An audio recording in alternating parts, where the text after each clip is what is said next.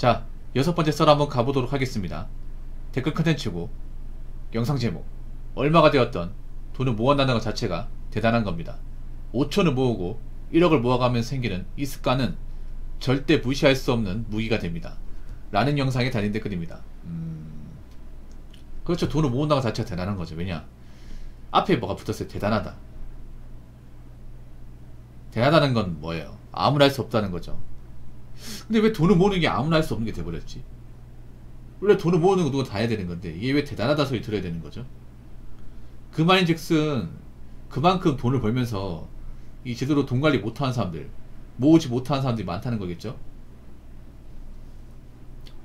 원래 돈을 벌면 모아야 되는 건 당연한 겁니다.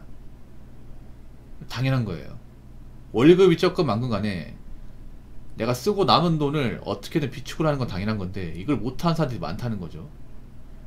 특히나 월급이 적은 분들이 잘 모으지 못합니다.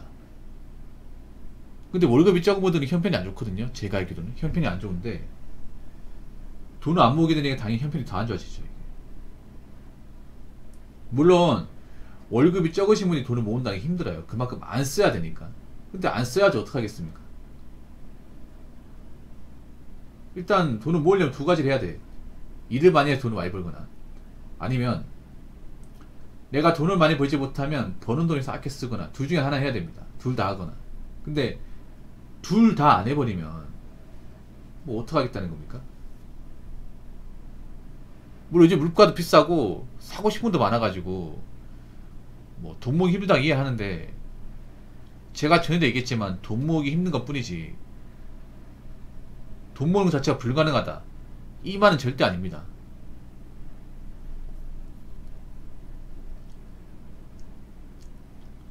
사실 5천만원 1천만원 예전에 비해서 가치가 뜯은 건 사실이에요. 그래도 큰 돈이야, 큰 돈. 일단 일반 사람들이 함부로 만질 수 없는 돈이에요. 오래 걸리니까, 월급 많이 모으려면.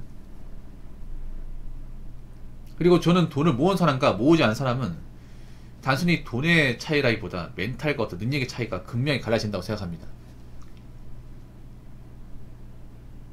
객관적으로 돈을 모은 사람들이 더 열심히 살았고, 돈을 모은 사람이 성실하게 직장 다녔고, 돈을 모은 사람이 일을 더 잘하고, 돈을 모은 사람이 멘탈이 더 나아요. 반면에 돈을 모으지 못한 사람은 직장 오래 다니지 못하고 일을 뭔가 되는 듯 마는 듯 해버리고 쉽게 직장 그만둬버리고, 그러다 보니까 좀 멘탈적이 나약하고, 이런 좀 차이가 많이 보입니다. 그리고 앞으로 경기가 안 좋아지면 뭐 돈을 모은 사람도 힘들겠지. 돈을 모은 사람도 계속 모아요, 경기가 안 좋아져도. 근데 문제는 모은 적이 없는 사람들이 힘들어지지, 이게. 그래서 이런저런 핑계 대지 마시고요. 지금 돈은 버는데 딱히 모이는 게 없는 분들은요, 분석이라는 거 해야 돼. 분석이라는 거. 왜 내가 모이지 않을까? 근데 그런 분석을 하려면 가계부는 필수예요. 가계부 적어가지고 내가 어디에 돈이 많이 나가는지를 파악을 해야 되거든요. 근데 그런 파악을 하는 사람 잘 없어. 가계부도 잘 모를 거야, 아마 요즘 사람들은. 그러다 보니까 내가 얼마 나가는지, 얼마나 쓰는지, 이런 거 감이 안 잡히는 분들이 많아요. 물론 쓰는 재미가 있다는 건 사실이야. 요즘에 뭐 돈 나가는 것들도 많고, 좀 소비를 조정하는 것들이 많다는 건 사실이에요. 그래도 돈을 막 쓰면 안 돼.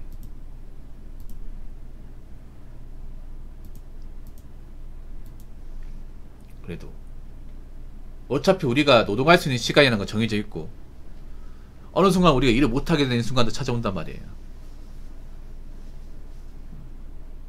그리고 세상은 점점 가면 갈수록 돈이 없는 사람한테 점점 불리해지고 안 좋아지고 있는 것도 사실이고, 그럼 가진 게 없고 모아놓은 게 없는 사람은 계속 사는 게 쪼들리고, 미래 걱정해야 되고, 노후 걱정해야 되고, 먹는 거 걱정해야 되고, 뭔가 좀 희망이 안 보이는 삶을 살 수밖에 없어. 그럼 멘탈이 무너지는 거예요, 여러분. 그래서 아무리 물가가 올라갔다고 하더라도, 아무리 돈 모으기 힘들다고 하더라도 돈을 모아야 됩니다. 자꾸 핑계 대지 마세요. 핑계 대면 될수록 내 미래는 멀어지는 겁니다. 자, 댓글 한번 읽어보도록 하겠습니다. 딱 3년만 거지같이 살아보면 돈을 모을 수밖에 없어요. 목돈이 생기면 이후 숨통이 좀 트이고 통장 잔고 보면서 더 열심히 달리게 됩니다. 대부분의 사람들은 정말 공부를 잘하거나 특유의 기술이 있거나 그렇진 않아요. 그럼 정잣돈 모으기에 힘써야 그나마 생존 확률이 올라갑니다. 비싼 금리로 대출 안 받는 인생만 해도 평탄을 칩니다. 이분이 이제 서두에 3년만 거지같이 살아보면 얘기했는데, 거지같이 살 필요는 없어요. 난 저렇게 돈 모으는 거 원하지 않아요. 저분이 말하는 거지같이 사는 거 뭐냐, 정말 돈을 안 쓰는 겁니다. 정말 뭐 하루에 돈 안 쓰는 거야. 진짜 안 쓰는 거야. 안 사 먹고 안 입고 이제 뭐 문화생활 같은 것도 안 하고 그렇게 사는 겁니다. 저는 그렇게까지는 하라고 말씀드리고 싶지 않아요. 왜냐하면 저기 말이 좋아 거지같이 사는 거 정말 힘들어요, 여러분. 우리가 돈을 벌었으면 약간의 쓰는 재미도 알아야 돼. 저는 너무 지독하게 안 쓰는 것도 문제 있어요. 적당히, 그러니까 내가 한 달에 좀 여유 부릴 만한 돈을 써야 되는데 그 이상 넘어가면 안 되겠지. 여러분, 일반 사람 저렇게 못합니다. 3년 동안 정말 지독하게 쓰는 거, 아껴 쓰는 거 못해요. 왜냐, 현타가 심하게 옵니다. 이게 왜냐하면 특히나 여러분들 돈 아끼려 하는 분들 있죠. 돈을 좀 못 모아 아끼려 하는 분들 절대 쥐어 짜내듯이 하지 마세요. 그러면 오래 못 갑니다.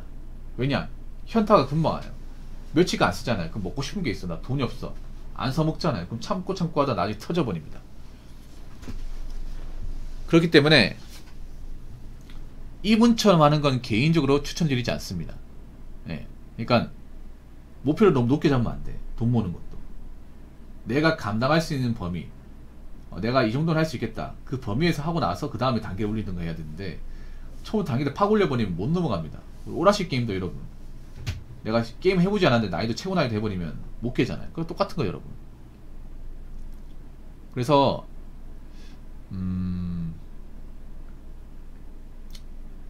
좀 필요한 만큼만 쓰고 돈 모으는 방식을 좀 터득해야 된다. 예. 목돈이 생기면 이후 숨통이 좀 트이고 통장 잔고 보면서 더 열심히 달리게 됩니다. 그렇죠. 목돈이 생기면 목돈이 있는 것만으로도 힘이 생겨. 이 목돈이 있고 그 차이 커요. 목돈이라는 게 뭐예요? 모아둔 돈이잖아요.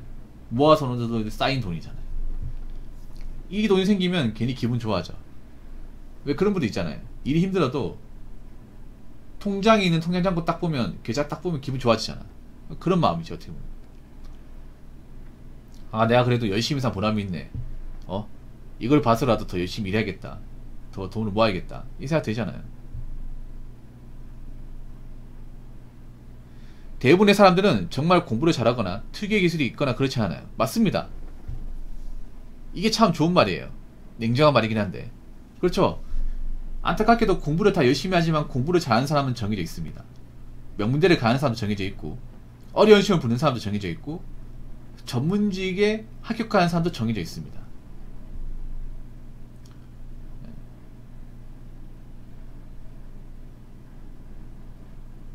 그래서 공부를 잘해서 얻으신 직업이 그렇게 많지 않아요. 그러면 모든 사람이 공부를 달려들 필요는 없잖아요. 그러면 어떻게 해야 돼? 공부를 안 하고도 일할 수 있는 거, 아니면 공부를 적당히 하고 일할 수 있는 일을 찾아야겠죠. 맞잖아요. 내가 공부 머리가 아닌데 공부 붙잡고 있는다고 해도 됩니까? 안 되잖아요.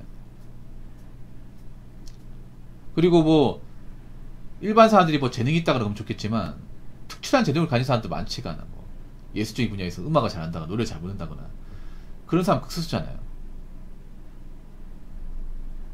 일반 사람들은 고만급 능력을 가지고 있어. 그러면 말 그대로 평범한 직장을 다닐 수밖에 없어요. 평범한 직장에서 받는 돈 뻔합니다. 뻔해요. 뻔하기 때문에 이 돈이라도 관리를 잘해야 돼. 이 돈이 내 전부예요, 전부. 그럼 정잣돈 모으기에 휩써야 그나마 생존환이 올라갑니다. 그렇죠. 저는 그렇게 생각해요. 인생을 좀 롱통으로 봐야 되는 게, 우리가 젊을 때는 열심히 일하지만 나이 먹어서는 일하고 싶어도 일할 수 없는 그런 순간이 찾아온단 말이에요. 그 나이 먹을수록 돈이 중요해집니다. 왜냐하면 사람 만나면 돈이 필요하고, 어디 모임에 참석하려고 돈이 필요하고, 문화생활을 즐기는 것도 돈이 필요합니다. 노후도 돈이 필요하고, 모든 게 다 돈이에요, 돈. 나이 먹어서 생존 욕구가 더 강해집니다. 지금이야 젊은 분들이 뭐 나는 젊으니까 난 젊을 때 늙고 산다, 오래 살 생각이 없다 이렇게 얘기하겠지만, 나이 먹고 생각이 달라진다. 나이 먹으면 오히려 오래 살고 싶고 건강하게 살고 싶고 잘 살고 싶고 이런 욕구가 더 강해져요. 근데 그런 욕구를 충족시키는 게 뭐예요? 돈이지 않습니까?